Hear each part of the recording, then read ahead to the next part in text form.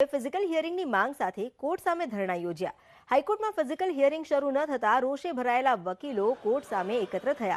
તેમનું કહેવું છે કે જો ક્રિકેટ મેચ યોજાઈ શકતી હોય, ચૂંટણી પંચ ચૂંટણી યોજી શકતું હોય તો કોર્ટ ફિઝિકલ હિયરિંગ માટે શરૂ થવી જોઈએ। ચીફ જસ્ટિસને વારંવારની રજૂઆત બાદ પણ અને કોરોનાની સ્થિતિ અંકુશમાં આવ્યા છતાં પણ ફિઝિકલ હિયરિંગ શરૂ નથી, જેના પગલે હાઈકોર્ટ એડવોકેટ્સ એસોસિએશને ધરણા કરવાનો નિર્ણય લીધો।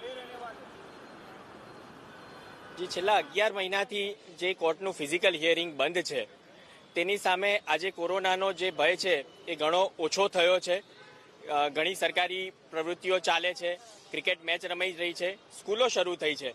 તો એવી પરિસ્થિતિમાં અમે નામદાર હાઈકોર્ટના ચીફ જસ્ટિસ અને તમામ જજીસને એક વિનંતી કરી છે કે અમારી હાઈકોર્ટનું ફિઝિકલ હિયરિંગ તાત્કાલિક ધોરણે શરૂ કરે અને એ સુનાવણી તાત્કાલિક ધોરણે શરૂ કરવામાં આવે, જે માટે અમે આ ગાંધી ચીધિયા માર્ગે આ એક પ્રતિક ધરણાનો આજે પ્રોગ્રામ કર્યો છે।